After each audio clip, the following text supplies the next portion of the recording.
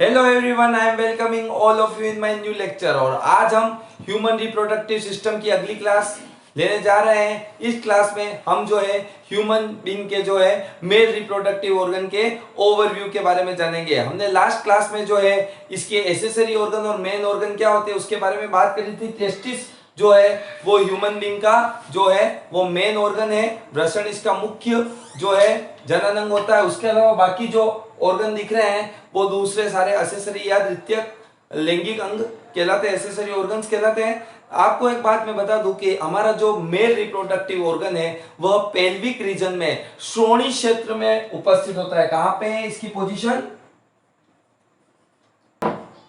Pelvic region में।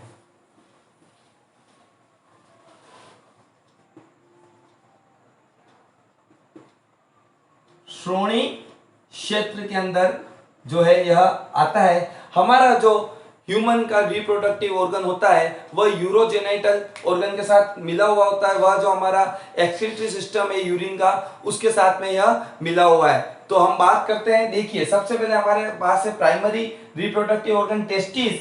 Testis जो है वो अलग अलग जो है पार्ट में डिवाइडेड है। वह जो है सेमिनल ट्यूब्यूल्स से मिलकर बना हुआ अलग अलग जो छोटे छोटे से के बीच में रेटे टेस्टिस होता है। और रेटे टेस्टिस जो है वह आगे चलकर एपिडाइडेमिस या अधिवृषण में खुलता है। एपिडाइडेमिस जो कि एक बहुत ही कोइल्ड शेप की जो है एक हाईली डेंसिटी ट्यूब्यूल्स होती है। और टोटल जो ये टेस्टिस है ये किसमें होता है? स्क्रोटम में होता है बच्चों, वृषण कोश में होता है। ऐसा क्यों होता है?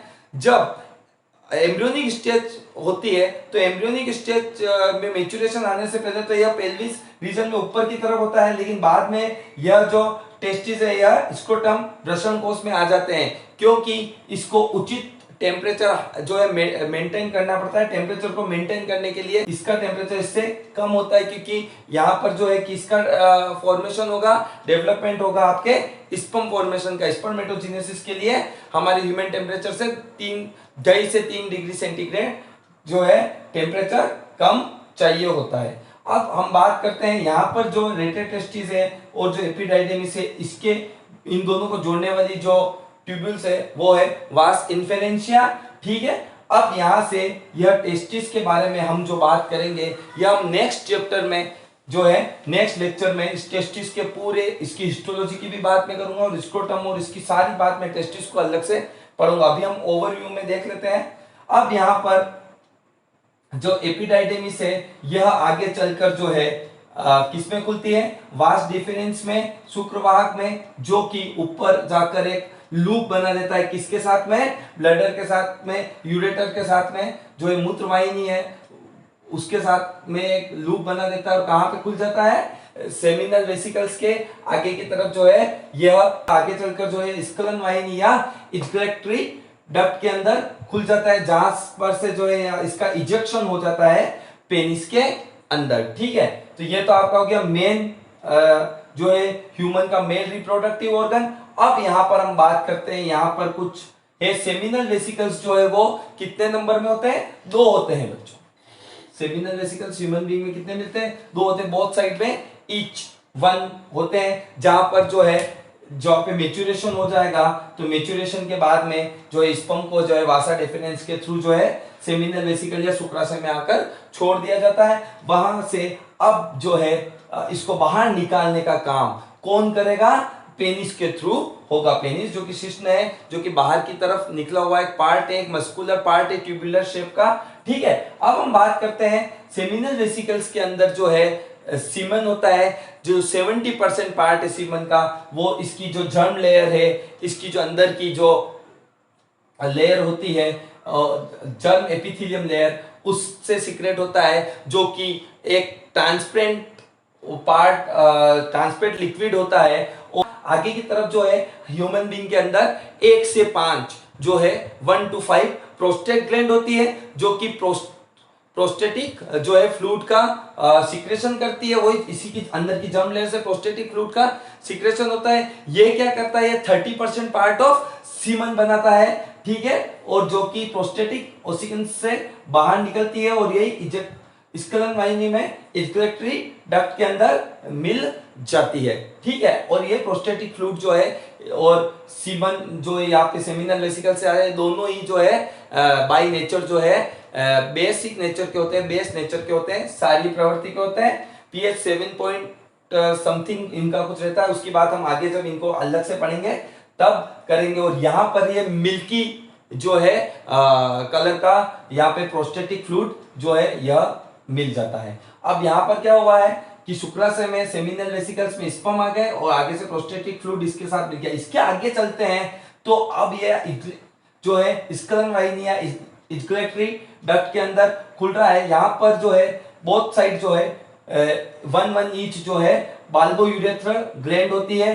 कंद मूत्र पथ ग्रंथि बहुत ही इंपॉर्टेंट है। अब क्या हो गया कि यहाँ पे सीमन आ गया, अब यहाँ से इसको बाहर इंजेक्शन के थ्रू बाहर पेनिस की तरफ निकलना है, तो यहाँ पर जो है बाल्बो यूरेथ्रल ग्लैंड है, यहाँ पर से एक ट्रांसपेरेंट जो है सीमन की विस्कोसिटी को बनाए रखने के लिए एक फ्लूइड निकलता है जो कि इसको बहुत ही ज्यादा इलास्टिसिटी प्रोवाइड कराता है और इसको जो है स्टिक बना देता है, चिपचिपा बना देता है। क्यों? क्योंकि ये वही ट्यूब है जो आगे से जो है ब्लैडर से जुड़ी हुई है और यहाँ से जो है यूरेथ्रा के थ्रू जो है यूरिन भी निकल रहा है। अब यूरिन निकलने के बाद और यहाँ से यूरिन मौजूद था, तो उस जब सीमन निकलना होता है तो इरेक्शन के जस्ट पहले जो है पेनिस में क्या आएगा, बाल्बो यूरेथ्रल ग्लैंड से जो भी लिक्विड है वह इसके अंदर आ जाता है, जिससे क्या होगा कि जो सीमन आने वाला है, स्पर्म जो आने वाला है, उसका पाथ बिल्कुल स्मूथी हो जाएगा।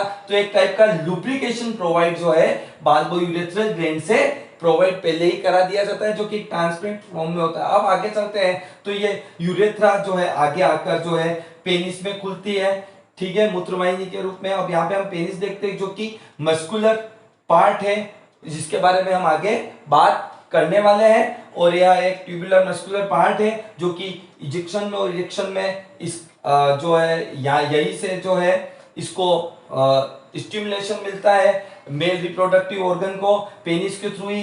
जैसे ये वेजाइना पे टच होता है, ठीक है, तो इससे यह जो है एकदम इरेक्ट हो जाता है और फिर यह जो है इसका मेन काम क्या है, यह पाथ प्रोवाइड करा रहा है, किसको, स्पर्म को पाथ प्रोवाइड करा रहा है जो कि सेमिनल वेसिकल्स के अंदर भरे हुए हैं और वो जो है कहां तक पहुंचाने हैं उसको, मेल रिप्रोडक्टिव ऑर्गन से फीमेल रिप्रोडक्टिव ऑर्गन तक उसको पास करने हैं, ठीक है। तो यहाँ पर अब पेनिस जो है आगे चलकर इसके ऊपर की तरफ एक पिंक कलर का गुलाबी रंग का एक जो है ट्राइंगुलर शेप का एक अलग से स्किन होती है जिसको ग्लांस पेनिस या शिश्नमुंड कहते हैं। यही से जो है इसको जो है पूरी स्टिमुलेशन मिलती है और ये आगे जाकर जो है छोटे से पोर या मुख के रूप में मूत्राशय मुख या यूरेट्रियल मीटस के फॉर्म में आगे निकलता है। और हम बात करें इस पूरे पेनिस पर आगे वाला पार्ट जो है वो कवर्ड रहता है, किससे, अग्रछद या फोर स्किन के थ्रू। ये जो है पूरा का पूरा पार्ट जो है जो आगे वाला पार्ट है पेनिस का वो कवर्ड रहता है। तो अभी हमने जो है पूरा का पूरा ओवरव्यू जाना किसके बारे में, male reproductive organ of human being, मानव के नर जनन तंत्र के बारे में जाना कि इसमें कौन कौन से एसेसरी ऑर्गन है और कौन कौन से और उनकी क्या पोजीशन है, उनका क्या काम है। आगे वाली स्लाइड में हम इनका और डिस्क्रिप्शन जो है जान पाएंगे। हम मेल रिप्रोडक्टिव ऑर्गन के अंदर पढ़ेंगे मेल रिप्रोडक्टिव ऑर्गन के एसेसरी गोनेट्स, एसेसरी जो रिप्रोडक्टिव ऑर्गन है, सहायक जनन अंग है, उसके बारे में हम बात करेंगे। मेनली जो ह्यूमन बीइंग के मेल होते हैं उसके अंदर सेमाइनल वेसिकल, शुक्राशय, प्रोस्टेट ग्लैंड और बाल्बो यूरेथ्रल ग्लैंड और जो है पेनिस, इसकी बात आज के लेक्चर में हम लोग करने वाले हैं। तो फर्स्टली हम बात करते हैं सेमाइनल वेसिकल्स की। पहले मैं आपको बता चुका हूं मेनली दो होते हैं बोथ साइड, और ये जो है यहाँ पर क्या होता है, स्पर्म का स्टोरेज करा जाता है, ठीक है, जो टेस्टिस से स्पर्म आते हैं वो यहाँ पे स्टोरेज होते हैं। और इसका जो इंटरनल पार्ट है जो सेमाइनल वेसिकल्स है, शुक्राशय है, इसका इंटरनल पार्ट जो है वो जर्मिनल एपिथेलियम टिश्यू का बना होता है। जननिक उपकला के उत्तकों का एक लेयर पे लेयर चढ़ी हुई रहती है जिसके अंदर से सेमाइनल फ्लूइड जो है वह निकलता है। वह ये सेमाइनल फ्लूइड जो है यह सीमन का मेनली 60 to 70% पार्ट जो है सीमन का बनाता है। सीमन क्या होता है इसकी बात भी मैं आज की क्लास में करने वाला हूं।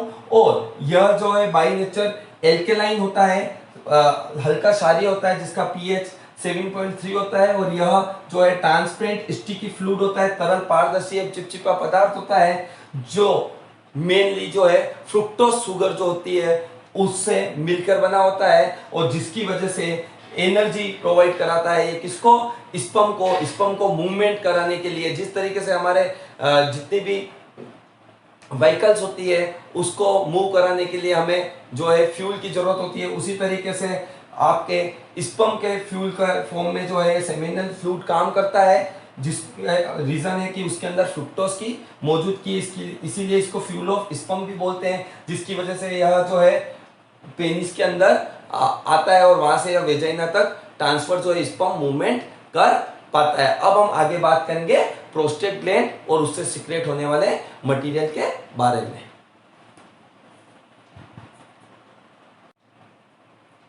चलिए अब हम बात कर लेते हैं हमारे सेकेंडरी एसेसरी रिप्रोडक्टिव ऑर्गन की जो है प्रोस्टेट ग्लैंड। प्रोस्टेट ग्लैंड देखिए लगभग जो है 4 से 5 लोब की बनी होती है और नंबर में कितनी होती है? सिंगल होती है, 1 होती है। ठीक है, एक प्रोस्टेट ग्लैंड हमारे अंदर मिलती है। ठीक है, कहाँ होती है? ब्लडर के नीचे होती है, जो मूत्राशय है उसके जस्ट नीचे की तरफ मिलती है। और 4 से 5 जो है लोब किससे मिलके बनी हुई है? 4 से 5 मैंने पहले बताया था 4 से 5 होती है। 4 से 5 लोब होते हैं ना प्रोस्टेट ग्लैंड के और इसके नंबर कितने हैं? 1 नंबर है, सिंगल नंबर है। ठीक है, और ये कहाँ ओपन हो रही है? देखिए ये एक्जेक्टली डक्ट के थ्रू जो है स्क्लेरन वाहिनी के थ्रू जो है ये अल्टीमेटली यूरेथ्रा में ओपन होती है, मूत्र वाहिनी में ओपन होती है। अब यहां से क्या निकलता है? ये किसका सिक्रेशन करती है, किसका स्त्रवण करती है? बच्चों ये जो सिक्रेशन करती है प्रोस्टेटिक फ्लूइड, प्रोस्टेटिक द्रव जो है इसके अंदर से निकलता है। कैसा होता है यह जो है मिल्की, थीनी और स्टिकी सब्सटेंस होता है जो कि हल्का एल्केलाइन होता है, हल्का क्षारीय होता है। ठीक है, दूधिया कलर का इसमें से जो है प्रोस्टेटिक फ्लूइड ये सिक्रेट करती है।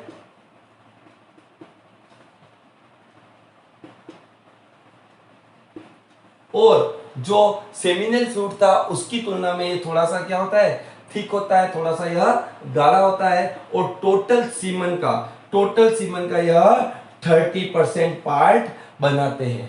अब बात करते हैं ये प्रोस्टेटिक फ्लूइड काम क्या करेगा। तो प्रोस्टेटिक फ्लूइड जो है यह क्या करेगा? जो स्पर्म जो है सेमिनल वेसिकल से निकल के इधर आए हैं उनको एक्टिव करता है, उनको सक्रिय करने का काम करता है ताकि वो अच्छे से मूवमेंट कर सके और वेजाइना से होते हुए जो है वो फेलोपियन ट्यूब तक फर्टिलाइजेशन करने के लिए जा सके।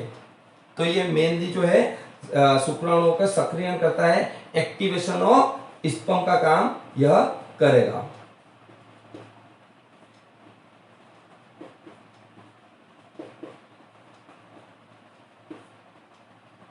बाय नेचर ये बता ही दिया मैंने आपको, बेस होता है, एल्केलाइन होता है। ठीक है, सारी यह भी रहेगा। तो अभी तक हमने जो है 2 एसेसरी ग्लैंड्स के बारे में बात करी और दोनों ही जो है मेनली सीमन के जो है पार्ट बना रही है। सीमन के बारे में भी अभी हम आगे बात करने वाले हैं। अब हम जो है बाल्बोयूरेथ्रल ग्लैंड के बारे में बात करेंगे। तीसरी ग्लैंड की हम बात करते हैं एसेसरी रिप्रोडक्टिव ऑर्गन में, तो वो है बार्बोयूरेथ्रल ग्लैंड, जिसको कि हम काउपर्स ग्लैंड भी बोलते हैं, काउपर की ग्रंथि भी बोलते हैं। यह कहां पे मौजूद होती है? It is situated at the membranes part of urethra. मूत्र मार्ग के झिल्लीनुमा भाग पर यह पाई जाती है।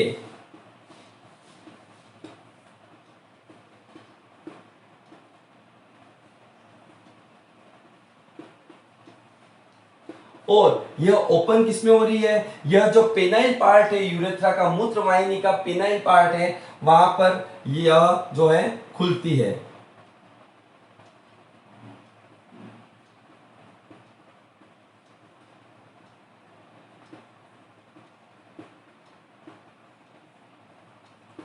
ठीक है, ये तो इसकी सिचुएशन हो गई। और किस तरीके से यह ओपन हो रही है होगी, कितनी होती है? एक जोड़ी होती है, वन पेयर होती है ना। कहां मौजूद है? तो मैंने आपको बता दिया मेम्ब्रेनस पार्ट ऑफ यूरेथ्रा पे मौजूद है। एक्चुअली में ये जो एक्सग्रेटरी डक्ट है उसके जो है पिनाइल पार्ट जो आ रहा है यूरेथ्रा का, स्टार्ट हो रहा है जहां से यूरेथ्रा, वहां पर यह ओपन होती है, दोनों तरफ वन वन सिचुएटेड है। और आपको बता दूं कि जो ग्लैंड है, ये ग्लैंड यहाँ पर जो है तीसरी ग्लैंड और लास्ट ग्लैंड है। देखिए ऊपर से जो सीमन आ रहा है और ठीक है, वो प्रोस्टेटिक फ्लूइड उसके अंदर मिक्स हो जाएगा। उसके बाद में आगे से जो है जो पेनिस वाला पार्ट स्टार्ट होने वाला है, तो ये लास्ट में इसीलिए मौजूद है क्योंकि आगे चलकर इसके अंदर से एक फ्लूइड निकलने वाला है जो कि एक ट्रांसपेरेंट स्टिकी फ्लूइड होता है, ठीक है, चिपचिपा और पारदर्शी पदार्थ इसमें से निकलता है।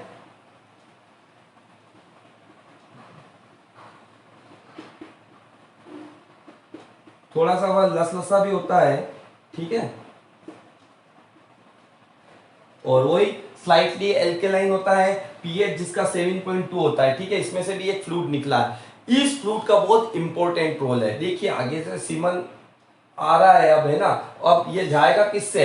यूरेथ्रा से होके जाएगा। यूरेथ्रा से कौन जाता है? यूरिन का भी जो है एक्सक्रीशन किया जाता है, यूरिन का उत्सर्जन भी इसी मार्ग से होता है। अब यूरिन अगर निकला, अगर यहाँ से आप उसके जस्ट बाद में स्पर्म निकलेंगे तो स्पर्म जो है डैमेज हो सकते हैं क्योंकि उसका नेचर सीमन का जो है वो बेस है, ठीक है ना। तो यहाँ पर जो यूरिन है वह एसिड नेचर का होता है, तो इससे स्पर्म जो है वो आगे मूव नहीं कर पाएंगे। तो ये क्या करेगा, जैसे ही स्पर्म निकलने वाले हैं उससे पहले यहाँ पर से जो है सिक्रेशन इस मटेरियल का हो जाएगा, जिससे क्या होगा, ये पूरे जो यूरेथ्रा वाला पार्ट है, ठीक है, ग्लांस पेनिस तक, वहां तक एक ट्रांसपेरेंट फ्लूइड निकलता है, ठीक है, और जो कि स्टिकी होता है, लसलसा होता है। और ये क्या करेगा, जो यूरिन निकलने की वजह से जो एसिडिक नेचर का जो पूरा का पूरा पाथ हो गया है, उस पाथ को यह बेस नेचर का बना देगा, पहली बात। दूसरी बात यह क्या करेगा, अभी स्पर्म आने वाले, तो स्पर्म के आने के लिए ये पूरे के पूरे जो पाथ है, जो मार्ग है, उसको क्या कर लेगा, एकदम क्लीन कर देगा, हाइजीनिक कर देगा, ठीक है। और इसके बाद में जो ये स्टिकी नेचर का है, तो इससे क्या हो जाएगा, स्पर्म को मूवमेंट मिल जाएगा, उसको विस्कोसिटी मिल जाएगी, उसको जो है शायनता यह प्रदान करता है, ठीक है, प्रोवाइड्स विस्कोसिटी टू स्पर्म, ठीक है, जिससे कि ये यूरेथ्रा वाले पार्ट में जो है स्पर्म डैमेज नहीं होंगे, उनके रगड़ नहीं लगेगी, आराम से वह जो है फिसलते हुए मूवमेंट कर जाएंगे पेनिस से आगे वेजाइना की तरफ। अब हम आगे जो बात करने वाले हैं वो ग्लैंड नॉर्मली जो हमारे ह्यूमन बीइंग है उनके अंदर नहीं होती है, दूसरे जो लोअर मेमल्स है उनके अंदर वो मिलती है। उसकी बात अभी हम आगे करने वाले हैं। वो ग्लैंड जो है हमारे ह्यूमन बीइंग में एब्सेंट होती है। ह्यूमन बीइंग के अलावा जो मेमल्स है उनके अंदर ये पाई जाती है, क्योंकि ह्यूमन बीइंग जो है रेगुलर ब्रीडर है। इरेगुलर ब्रीडर जो सीजनल ब्रीडर्स होते हैं, जैसे कि चौपाई है, जितने भी केटल्स है उनके अंदर देख लीजिए, डियर फैमिली देख लीजिए, या फिर कैट फैमिली देख लीजिए, डॉग फैमिली, इन सब के अंदर जो जितने भी जानवर हैं उनमें आपको ये जो है ग्लैंड मिलती है। और ये ग्लैंड जो है उनका जो स्पेसिफिक पीरियड होता है, ब्रीडिंग टाइम होता है, रिप्रोडक्टिव पीरियड होता है, रिप्रोडक्टिव फेज होता है, उस समय ये एक्टिवेट रहती है। तो इनके बारे में हम जान लेते हैं। ध्यान रखिएगा, ये हमारे अंदर मौजूद नहीं होती है, ठीक है। तो एब्सेंट इन ह्यूमन बीइंग, तो हमारे अंदर तो है ही नहीं, लेकिन पढ़ना यहाँ पे जरूरी है, ठीक है।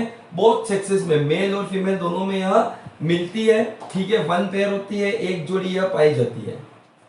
कहाँ मिलती है? क्योंकि देखिए इसको एक्सटर्नल एसेसरी ऑर्गन, इसको जो है एक्सटर्नल एसेसरी रिप्रोडक्टिव ऑर्गन भी बोलते हैं, क्योंकि यह बाहर जो आउटर पार्ट होता है गोनड्स का, वहां पर ये मिलती है, ठीक है। दो या तो ये पेरिनियल ग्लैंड के फॉर्म में मिलेगी या ये रेक्टल ग्लैंड के फॉर्म में मिलेगी। पेरिनियल ग्लैंड के फॉर्म में मिलेगी तो यह पेरिनियम के चारों तरफ पाई जाएगी, ठीक है। पेरिनियम के चारों तरफ पाई जाएगी, बाहर की तरफ, है ना, गोनेट्स के बाहर की तरफ। और अगर रेक्टल ग्लैंड है तो यह जो एनस पार्ट होता है उस गुदा के चारों तरफ पाई जाती है। देखिए यहां से जो है सिक्रेशन होता है किसका, फिरामोन या एक्टोहार्मोन का, ध्यान रखिएगा फिरामोन बोलते हैं इससे जो सीक्रेट होता है, जो कि एक ट्रांसपेरेंट जो है मटेरियल होता है, और ये क्या करता है, अपोजिट सेक्स वाला जो होता है वो इसकी जो स्मेल होती है, फ्रेग्रेंस होती है, खुशबू होती है, उससे इसकी जो अपोजिट सेक्स वाला होता है, जो मेल है वो फीमेल, और फीमेल जो है वो मेल की तरफ अट्रैक्ट होती है, ठीक है, जिससे क्या होता है, कोपुलेशन होता है, जो मिथुन की क्रिया में यह मदद करेगा।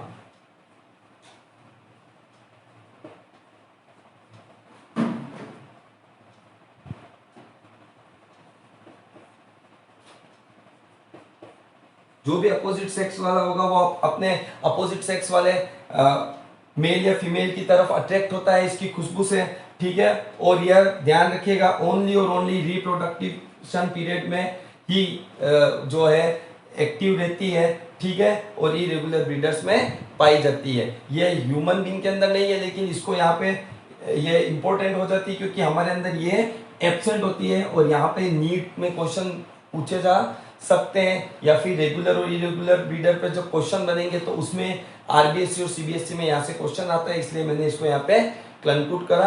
अब हम बात करेंगे आगे पेनिस के बारे में।